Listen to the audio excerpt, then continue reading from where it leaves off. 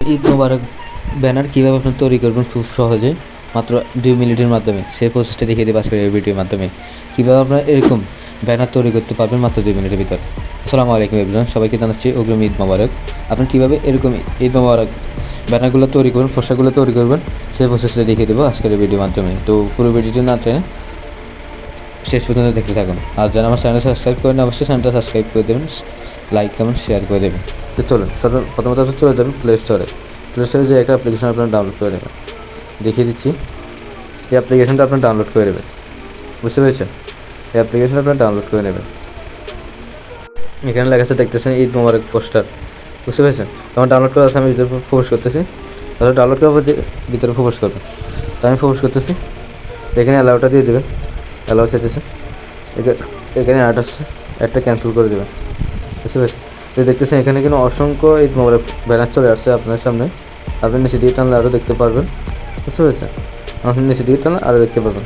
তো আমরা এখান থেকে একটা নিয়ে নিচ্ছি, আমি এখান থেকে এটা নিয়ে নিচ্ছি। বুঝতে পেরেছেন? এটা নিয়ে নিচ্ছি। এর পরবর্তীতে কী করবেন, এই জায়গায় একটা ক্লিক করে দেবেন। বুঝতে পেরেছেন?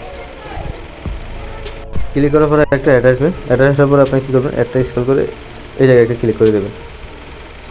তো এখানে ক্লিক করার পরে এরকম একটা ইন্টারফেস শো হবে। আপনি কী করবেন, এখানে গ্যালারি ক্যামেরা আছে, আপনি গ্যালারিতে ফোকাস করবেন।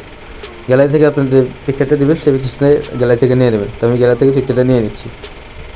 তো আমি এই ছবিটা নিয়ে নিচ্ছি। তো এখানে দেখতেছেন কর্নারে ক্লিক করে দেবেন। বুঝতে পেরেছেন?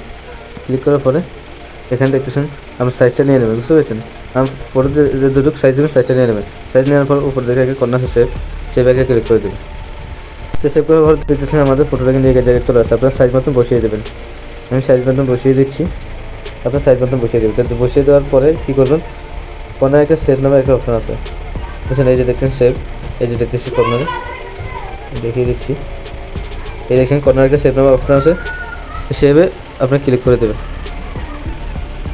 ক্লিক করলে আপনার দেখতেছেন আমাদের ছবিটা কিন্তু ইয়েতে চলে গেছে, গ্যালারিতে চলে গেছে। তো আমি গ্যালারিতে চলে যাচ্ছি, গ্যালারিতে প্রবেশ করলাম। প্রবেশ করার পরে এই দেখতেছেন ছবিটা।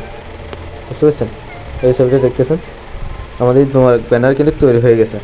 তো যারা আপনারা মনে করেন নামটা মডিফাই করতে চান, নামটা আমি মডিফাই করতে পারবেন ওই জায়গা থেকে। বুঝতে পারছেন? ওই জায়গা থেকে আপনার নামটা আমি মডিফাই করতে পারবেন। আমি দেখিয়ে দিচ্ছি, ওয়েট। এখান থেকে আপনার নামটা আমি মডিফাই করতে পারবেন, নাম চেঞ্জ করলে আপনি চেঞ্জ করতে পারবেন। তো আশা করি ভিডিওটা খুব ভালো লাগছে। যে ভিডিওটি ভালো লাগে থেকে অবশ্যই চ্যানেলটা সাবস্ক্রাইব করে দেবেন, ভালো থাকে বেল আইকনটি বাজিয়ে দেবেন, আর লাইক কমেন্ট শেয়ার করে দেবেন। তো সবাই ভালো থাকবেন। আসসালামু আলাইকুম।